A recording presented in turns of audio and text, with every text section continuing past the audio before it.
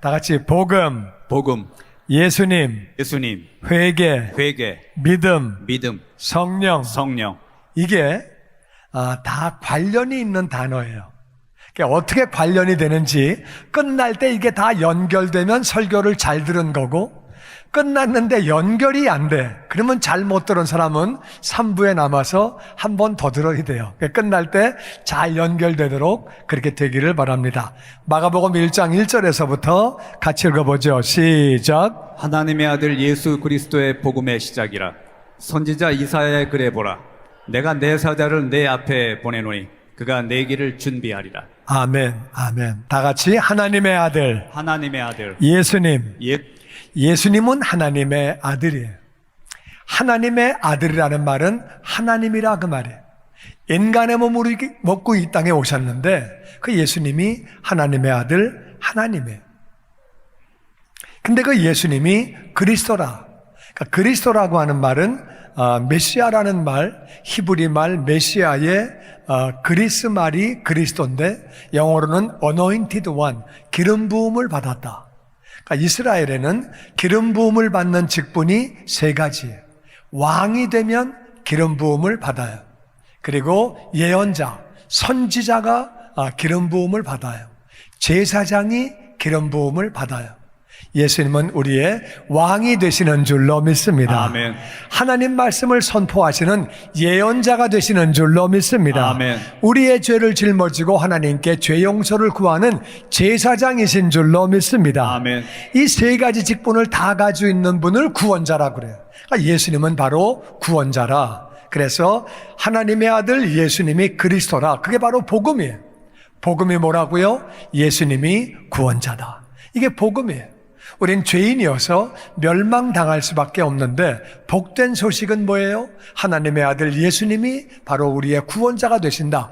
그게 복음이 되는 줄로 믿습니다. 아멘. 그게 복된 소식이고 기쁜 소식인데 복음의 시작이래요. 복음에는 시작이 있어요. 시작이 있다는 말은 복음에는 끝도 있어요. 그러니까 시작이 뭔지를 알고 끝이 뭔지를 알아야 복음을 정확하게 아는 거예요. 복음의 시작인데 시작이 뭐냐? 선지자 이사야가 기록하기를, 이사야는 예수님 오시기 700년 전 사람이에요. 700년 전에 기록했는데 내가 내 사자를 내 앞에 보낸다. 하나님이 말씀하시는 거예요. 하나님께서 나의 메신저, 내 메신저를 네 앞에, 그리스도 구원자 앞에, 예수님 앞에 메신저를 보낸대요. 보내는데 그가, 메신저가 와서 네 길을, 메시아의 길을 준비한대요. 이게 복음의 시작이래요. 이게 무슨 말인지, 예수님 앞에 사자가 오는 건 무슨 말이고, 그리고 그 사자가, 메신저가 예수님의 길을 준비하는 거는 무슨 말인지, 복음의 시작은 어떤 것인지 정확하게 3절에 설명이 있습니다. 같이 읽어보죠. 시작. 광야에 외치는 자의 소리가 있어 이르되 너희는 주의 길을 준비하라. 그의 오실 길을 곧게 하라. 기록된 것과 같이 세례 요한이 광야에 이르러 죄 사함을 받게 하는 회개의 세례를 전파하니. 그래서 이사야가 계속 그렇게 기록하기를 광야에 외치는 자의 소리가 있다. 광야에. 거기서 누가 소리를 외치는데 그 내용이 너희는 주의 길을 준비해라. 그러니까 예수님 앞에 사자가 나와서, 메신저가 나와서 너희는 주의 길을 준비해라. 주님의 길을, 메시아를 만나는 길을 준비해라. 그분이 오시는 길을 곧게 해라. 길을 갖다가 그렇게 막 꾸불꾸불하게 만들지 말고 곧게 해서 그분이 쉽게 오실 수 있도록 그렇게 길을 곧게 해라. 그렇게 이사야가 기록을 했는데 700년 뒤에 다 같이 세례 요한, 세례 요한, 세례 요한, 세례 요한. 하나님이 예비하신 사자는 바로 세례 요한이에요. 세례 요한이 예수님의 길을 지금 준비하는 거예요. 예수님의 길을 준비하고 예수님이 오시는 길을 곧게 하는데 그게 무슨 말이냐? 세례 요한이 광야에 와서 죄 사함을 받게 하는 회개의 세례를 전파했다. 복음의 시작은 바로 회개예요. 복음의 시작은 회개부터 시작하는 거예요. 회개가 뭐예요? 하나님, 저는 죄인입니다. 제가 주인 되어서 제 뜻대로 살았습니다. 그래서 하나님 앞에 죄를 많이 지었습니다. 내 죄를 용서하여 주시옵소서. 회개하는 것이 복음의 시작이고, 그리고 회개할 때 주님의 길이 준비되어지고 주님의 오시는 길이 곧게 됨으로 말미암아 회개하면 주님을 만나게 되는 줄로 믿습니다. 아멘. 왜냐하면은 회개하면 내가 주인 되어 살아왔으니까, 내 뜻대로 살아왔으니까 하나님 앞에 죄를 많이 지은 거예요. 그러니까 내 방법으로는 해결이 안 되는 거예요. 내 뜻대로 또 살아봐야 해결이 안 되는 거고, 내 방법으로 해결이 안 되니까 하나님, 나는 도우심이 필요합니다. 나는 도우심이 필요합니다. 하나님의 도우심이 필요합니다. 나는 구원자가 필요합니다. 회개할 때 그렇게 회개를 하게 되는데, 그게 바로 주님의 길을 준비하는 거다.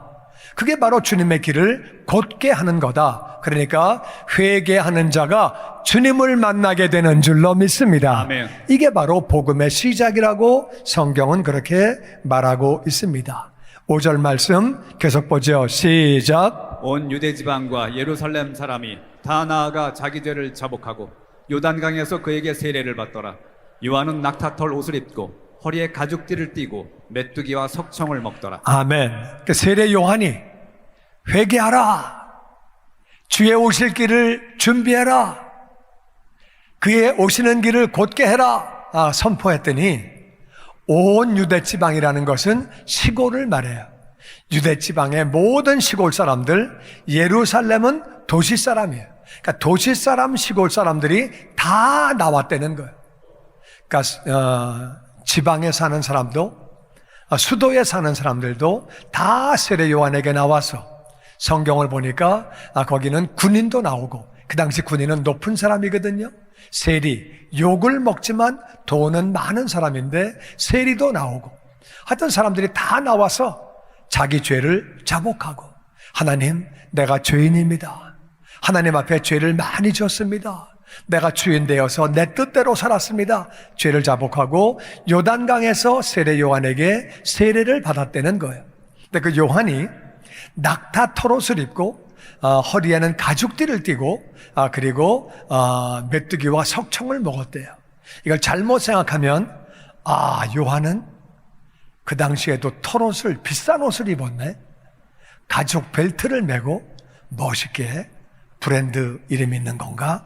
메뚜기는 고단백이네, 석청은 로얄젤이네, 좋은 것만 먹었네. 이게 오해할 수 있는데 이게 그런 말이 아니에요.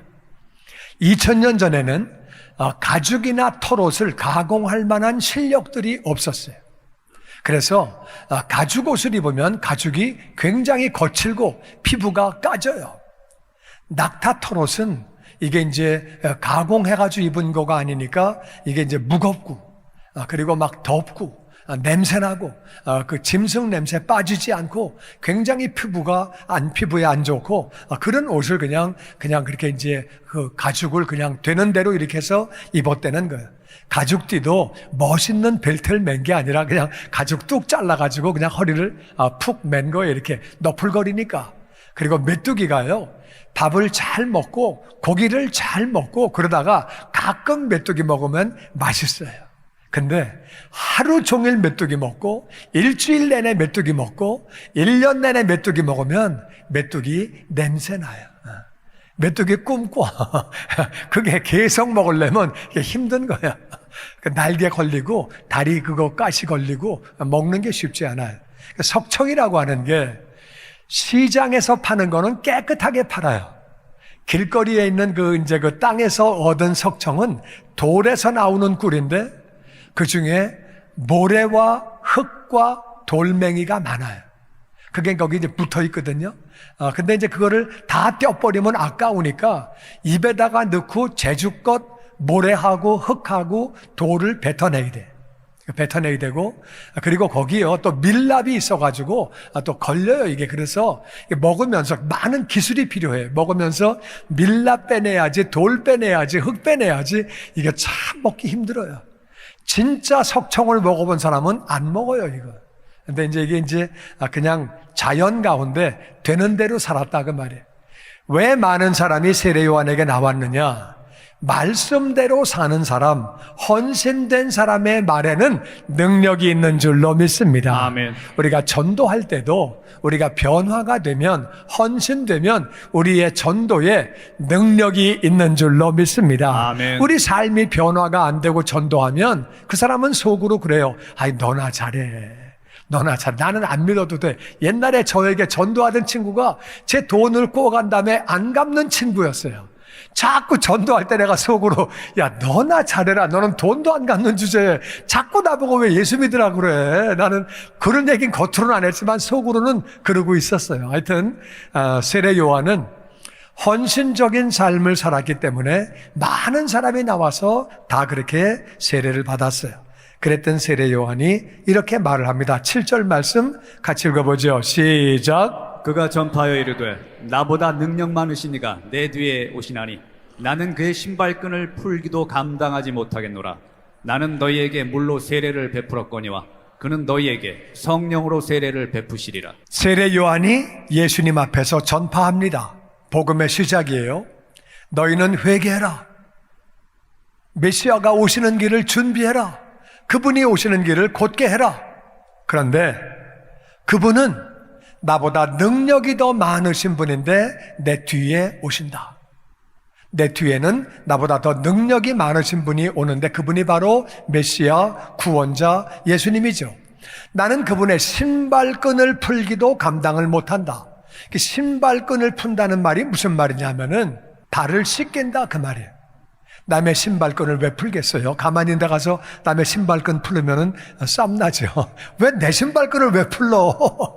신발끈을 푸는 거는 발 씻기는 거예요.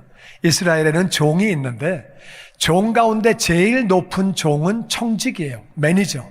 돈 관리하고 사람 관리하는 종. 요셉이 그런 일을 했죠. 청직이로서 가장 높은 종이에요. 그 다음에 종은 밖에 나가서 돈 벌어오는 사람이에요. 농사를 짓고 장사를 해가지고 돈 벌어오는 사람이 두 번째 종이에요. 세 번째 종은 집에서 일하는 사람, 밥을 하고 빨래하고 청소하고 세 번째 종이고 제일 낮은 종이 손님 올 때 발 씻겨주는 사람이에요. 세례 요한은 나는 예수님 발도 못 씻어. 그러니까 예수님하고 자기를 비교할 때 나는 가장 낮은 종도 안 돼. 지금 많은 사람이 와가지고 세례 요한 앞에 은혜를 받고 그 앞에서 세례를 받고 있는데 나는 진짜 아무것도 아니야. 나는 아무것도 아니고 내 뒤에 어마어마한 분이 오신다. 그분이 바로 예수님이지요. 나는 너희에게 물로 세례를 베풀었다. 너희가 죄를 지었다고 자백할 때, 하나님 앞에 죄인이라고 자백할 때 죄 용서받는 나는 물세례를 베풀었는데 예수님은 그분은 너희에게 다 같이 성령 세례, 성령 세례, 성령 세례, 성령 세례. 그분은 너희에게 성령 세례를 베푸신다. 성령 세례가 복음의 끝이에요. 이게 복음의 완성이에요. 그러니까 성령 세례가 어떤 건지를 잘 알아야 돼요. 회개해서 물 세례 받는 것은 복음의 시작이고 회개하는 것이 복음의 시작이고 복음의 끝은 성령 세례를 받는 거예요. 그분은 성령 세례를 주시는 분이기 때문에 나하고는 비교가 안 돼. 나는 복음을 시작해서 문만 열었지 스크래치를 내가지고 시작을 했지만 마무리하시는 분은 바로 예수님이야. 그분은 성령님으로 세례를 주시기 때문에 나하고는 비교를 할 수 없는 분이야. 그러면서 예수님을 그렇게 소개를 하게 됩니다. 우리 계속해서 9절 말씀 같이 읽어보죠. 시작. 그때 예수께서 갈릴리 나사렛으로부터 와서 요단강에서 요한에게 세례를 받으시고 곧 물에서 올라오실새 하늘이 갈라짐과 성령이 비둘기같이 자기에게 내려오심을 보시더니 하늘로부터 소리가 나기를 너는 내 사랑하는 아들이라 내가 너를 기뻐하노라 하시니. 아멘, 아멘. 그때는 세례 요한이 예수님에 대해서 엄청난 소개를 했을 때야. 나는 그분하고는 상대도 안 되고 비교도 안 돼. 나는 그분 발도 못 닦아. 사람들이 들을 때 어떻게 발도 못 닦아? 발 닦는 게 제일 낮은 종인데 발도 못 닦아? 그럼 그분은 누구야 도대체? 그러고 있는데 예수님이 오셔가지고 요단강에서 요한에게 세례를 받으시는 거예요. 세례 요한이 깜짝 놀라가지고 어떻게 이렇게 하십니까? 제가 세례를 받아야 되는데 어떻게 세례를 저한테 받으십니까? 그렇게 해라. 그래가지고 예수님이 세례를 받으시는 거예요. 이거는 예수님은 사람이지만 하나님의 아들 하나님이에요. 하나님이 죄인된 인간에게 세례를 받으시는 거예요. 그 세례를 받으시고 물에서 나오시는데 하늘에서 하늘이 갈라지고 성령님이 비둘기같이 예수님에게 충만하게 임하시고 그것을 보시고 그때에 하늘에서부터 소리가 나오는데 하늘 아버지가 말씀하시기를 너는 내 사랑하는 아들이라 내가 너를 기뻐한다. 사랑하는 아들인데 왜 기뻐하시느냐? 예수님이 순종하셨기 때문에 인간의 몸을 입고 이 땅에 오셨기 때문에 순종하신 것뿐만 아니라 세례 요한에게 세례를 받으셨기 때문에 겸손한 모습을 보고 내가 너를 기뻐한다. 내가 너를 사랑한다고 아버지가 그렇게 말씀하시는 거예요. 여러분 잠언서 3장 34절에 보니까 다 같이 시작. 진실로 그는 거만한 자를 비웃으시며 겸손한 자에게 은혜를 베푸시. 우리가 겸손할 때 하나님은 우리에게 은혜를 베풀어 주시는 줄로 믿습니다. 아멘. 예수님은 겸손하신 분이에요. 그래서 그렇게 세례를 받으셨어요. 세례 받으신 다음에 12절 말씀이 계속됩니다. 같이 읽어보죠. 시작. 성령이 곧 예수를 광야로 몰아내신지라 광야에서 40일을 계시면서 사탄에게 시험을 받으시며 들짐승과 함께 계시니 천사들이 수종들더라. 아멘, 아멘. 근데 예수님이 성령 충만 받으신 것은 좋았는데 성령님이 예수님을 광야로 몰아내신 거예요. 성령님이 가라고 명령을 하신 거예요. 그러니까 예수님이 광야로 가셨는데 광야에 가셔서 40일 동안 금식하셨어요. 엄청 배고프시고 힘드신데 사탄에게 시험을 받으셨어요. 사탄이 예수님에게 와서 배고프지? 이 돌멩이 가지고 떡을 만들어 봐. 네가 하나님의 아들이라며. 예수님은 말씀 가지고 사람이 떡으로만 사는 것이 아니다. 하나님의 말씀으로 산다고 마귀를 물리치셨어요. 그때 사탄이 또 유혹을 합니다. 야, 성전 꼭대기 올라가서 떠내려봐. 그러면 안 다치잖아. 시편에 기록하기를 떨어져도 안 다친다며. 하나님이 보호하신다며. 그러면 사람들이 너를 메시아로 인정할 거야. 구원자로 인정할 거야. 한번 해봐. 하나님을 시험하면 안 된다. 말씀으로 마귀를 물리치시고 사탄이 또 시험합니다. 나를 경배해. 천하 만국의 영광을 다 줄게. 이건 내 거야. 영광을 줄게. 하나님만 경배하라고 말씀하셨다. 사탄이 시험을 하는데 그 시험을 다 받으시고 들짐승이 함께 있었대요. 광야에 들짐승이 배가 고프니까 사람 냄새 기가 막히게 맡아요. 그래서 거기는 뭐 이렇게 사람을 해칠 만한 치타 같은 것도 있고 그리고 또 이제 아주 사자 같은 것도 있고 아주 위험한 것들도 있고 그런 것들이 사람 냄새 맡고 밤에 오는 거죠. 와서 소리를 막 내면은 밤에 깜깜한데 사람이 혼자 있으면 무섭지요. 짐승들이 와가지고 소리를 막 내는데 잡아먹으려고 막 그렇게 막 울부짖고 그럴 때에 밤에 얼마나 예수님이 하나님의 아들이지만 사람이신데 잠을 못 주무시면 피곤한 거예요. 식사를 못 하시면 배고픈 거예요. 예수님이 때리면 피가 나고 살같이 터지는 거예요.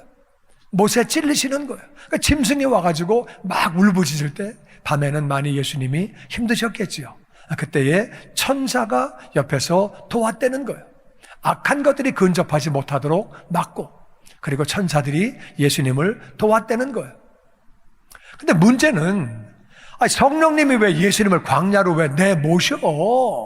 성령님이 내모셔니까 내 몰았기 때문에 시험을 받게 되고 들짐승이 있는 위험에 가게 되고 그러니 천사들이 도와주긴 했지만은 그렇게 안 했으면 좋았을 텐데 왜 그렇게 시험을 받게 하고 들짐승이 있게 하고 이렇게 왜 거기서 고생을 하게 하고 시험을 받게 하셨느냐? 우린 그 이유를 잘 알아야 돼요. 마가복음 3장 27절에 같이 읽어보죠. 시작. 사람이 먼저 강한 자를 결박하지 않고는 그 강한 자의 집에 들어가 세간을 강탈하지 못하리니 결박한 후에야 그 집을 강탈하리라. 사람이 강한 자를 결박해야 강한 자의 집에 들어가서 세간을 강탈한다. 결박해야 그 집을 강탈한다고 말씀하시는데, 이거는 강한 자를 묶어버리고 그 집 물건을 빼와라, 그 뜻인데 그게 무슨 말이냐? 강한 자는 마귀예요. 마귀는 우리보다 강해요. 마귀는 잠을 자지 않아요. 밥을 먹지 않아요. 죽지도 않아요. 사람들을 6,000년간 유혹해 왔어요. 사람을 어떻게 넘어뜨리는지, 어떻게 하나님을 못 믿게 하는지, 믿는 사람을 어떻게 시험 들게 하고 넘어뜨리는지 마귀는 안다 그 말이에요. 강한 자를 묶어야 강한 자의 집에 들어가 세간을 빼내온다는 얘기는, 하나님을 믿지 않는 사람은 마귀 소속이에요. 강한 자를 묶어버려야 마귀 소속을 빼내올 수 있는데, 강한 자를 묶는 게 뭐냐? 사탄에게 시험을 받는데, 시험을 받을 때에 그 시험을 이기는 거예요. 말씀으로 이기고 기도로 이기고 성령 충만해서 이기면 강한 자의 세간을 빼내올 수 있는 줄로 믿습니다. 아멘. 예수님이 공생애를 시작하시는 거예요. 복음을 전파하시면서 영혼들을 주님에게로 인도하시고 아버지께로 인도하시는 거예요. 강한 자를 결박해야 세간을 빼내올 수 있기 때문에 성령님이 광야로 내몰아서 시험을 받게 하시는 거예요. 천사가 도와주고 성령님이 함께 하시면 무조건 승리하는 줄로 믿습니다. 아멘. 승리하면 강한 자에게서 세간을 빼내올 수 있는 거예요. 아멘. 아멘. 그래서 예수님이 공생애를 시작하시면서 이렇게 말씀하십니다. 우리 같이 14절 말씀 같이 읽어보죠. 시작. 요한이 잡힌 후 예수께서 갈릴리에 오셔서 하나님의 복음을 전파하여 이르시되, 때가 찼고 하나님의 나라가 가까이 왔으니 회개하고 복음을 믿으라 하시더라. 아멘. 아멘. 세례 요한이 잡히고 나서 예수님이 복음을 전파하십니다. 하나님의 복음을 전파하시는 거예요. 때가 찼다. 때가 왔다. 하나님 나라가 가까이 왔다. 아주 가까이 왔다. 회개하고 복음을 믿어라. 얼만큼 하나님 나라가 가까이 왔느냐? 회개하고 복음을 믿기만 하면 하나님 나라에 다 들어가는 줄로 믿습니다. 아멘. 누구든지 회개하고 복음을 믿기만 하면 하나님 나라에 다 들어가는 거예요. 그러니까 복음의 시작이 뭐냐? 복음의 시작은 회개하는 거예요. 회개하는 것이고, 복음의 끝은 뭐냐? 그 복음을 믿는 거예요. 회개한 다음에 복음을 믿기만 하면 누구나 구원을 받는 거예요. 할렐루야. 아멘. 하나님 나라가 얼마나 가까우냐? 회개만 하고 복음만 믿으면 누구나 구원을 받는 거예요. 아멘. 복음은 그 이상도 그 이하도 아니에요. 그 이상 다른 말 하면 그건 이단이에요. 그건 잘못된 거예요. 회개하고 내가 주인 되어 살았습니다. 내 뜻대로 살아서 내가 죄를 많이 지었습니다. 하나님, 내 죄를 용서해 주시옵소서. 나는 구원자가 필요합니다. 나는 구원자가 필요합니다. 예수님을 나의 주님으로 나의 구원자로 믿고 영접합니다. 복음을 믿을 때에 우리는 천국 백성 되고 하늘나라에서 영원히 살게 되는 줄로 믿습니다. 아멘. 아멘. 아멘. 근데 이제 이게 복음의 끝인데, 예수님은 성령으로 세례를 주신대요. 그럼 이게 성령이랑 무슨 상관이야? 이게 무슨 말이야?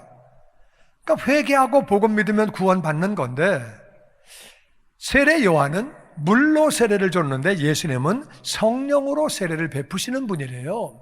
이게 무슨 말이냐면은 고린도후서 6장 2절에 이렇게 나와 있습니다. 같이 읽어보죠. 시작. 이르시되, 내가 은혜 베풀 때 너에게 듣고 구원의 날에 너를 도왔다 하셨으니, 보라, 지금은 은혜 받을 만한 때요. 보라, 지금은 구원의 날이로다. 아멘. 아멘. 하나님의 말씀하시기를, 내가 은혜를 베풀 때, 은혜는 받을 자격이 없는 사람이 거저 받는 거예요. 은혜를 베푸실 때에 너에게서 듣고 은혜를 베풀었다는 거예요. 그날 네가 구원을 받았고, 너에게서 듣고, 네가 하는 말을 내가 듣고 은혜를 베풀었는데, 네가 그날 구원을 받았고 그날 내가 너를 도와줬다. 내가 너를 도와줬다는 거예요. 이게 무슨 말일까? 우리가 무슨 말을 했더니 하나님이 들으시고 은혜를 베푸시고 나를 도우셔서 구원을 받게 됐대요. 이게 무슨 말이냐면은, 이 말씀을 종합하면 우리가 하나님의 말씀을 듣고 회개하는 거죠. 하나님, 저는 죄인입니다. 제가 죄 뜻대로 살았습니다. 제가 주인 되어 살았습니다. 저는 구원자가 필요합니다. 예수님을 나의 구원자로, 나의 주님으로 영접합니다. 이 말을 고백하면 하나님은 우리를 도와주셔서 은혜를 베풀어 주시게 되는데 이게 성령 세례라 그 말이에요.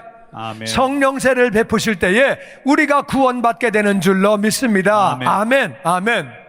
누구든지 성령이 아니고서는 예수를 주시라고 시인할 수 없는 거예요.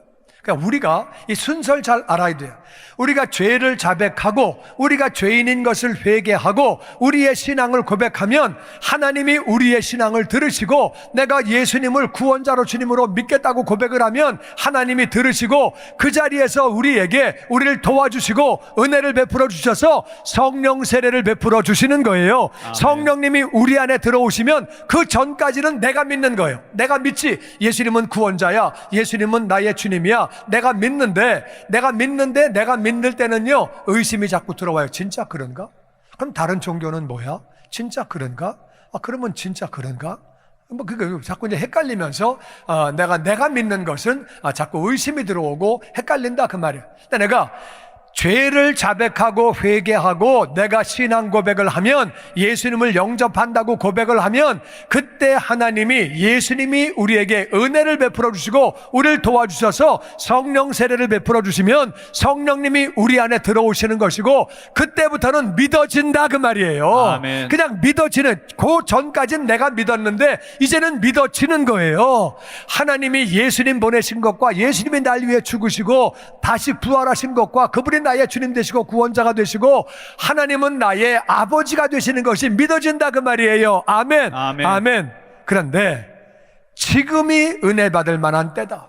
지금 너희가 회개하고 지금 예수님을 주님으로 구원자로 영접하면 내가 도와줄게, 내가 은혜를 베풀어 줄게, 내가 성령세를 베풀어 줄게. 너희가 지금 바로 은혜 받을 수 있고 지금이 구원의 날이다. 할렐루야. 아멘. 예수님은 어제나 오늘이나 영원토록 동일하신 줄로 믿습니다. 아멘. 예수님 당시에도 예수님은 회개하라 그리고 복음을 믿어라 말씀하시고 지금 예수님 십자가에서 죽으시고 부활하시고 난 뒤에 하늘나라로 올라가시고 고린도 교회에 말씀하실 때도 지금이 구원의 날이다. 지금 은혜 받을 만한 날이다. 지금 너희가 회개하고 주님을 영접하기만 하면 내가 도와줄게. 성령 세례 베풀어 줄게. 구원을 만들어 줄게. 말씀하시는 거예요. 지금 이 시간에도 예수님은 동일하게 말씀하시는 줄로 믿습니다. 아멘. 회개하고 우리가 예수님을 영접하기만 하면 입으로 고백하기만 하면 내가 너에게서 듣고 내가 너를 도와줄게. 은혜를 베풀어 줄게. 성령세를 베풀어 주시게 되면 믿어지는 역사가 있는 거예요. 할렐루야. 아멘. 우리 가운데는 회개하지 아니함으로 예수님을 나의 주님이라고 나의 구원자라고 고백하지 아니함으로 말미암아 지옥 가는 영혼이 한 영혼도 없고 내가 죄를 지은 것, 주인 되어 살아온 것을 회개하고 예수님을 나의 주님으로 나의 구원자로 고백함으로 말미암아 예수님께서 우리에게 성령 세례를 베풀어 주셔서 성령님이 우리 안에 들어오심으로 믿어지는 역사가 있고 다 구원받아 이 땅을 복되게 살다가 하늘나라에서 영원히 사는 하나님의 자녀가 다 되시기를 주의 이름으로 축원합니다. 아멘. 아멘. 아멘. 오늘 말씀을 요약하면 복음은 바로 예수님이에요.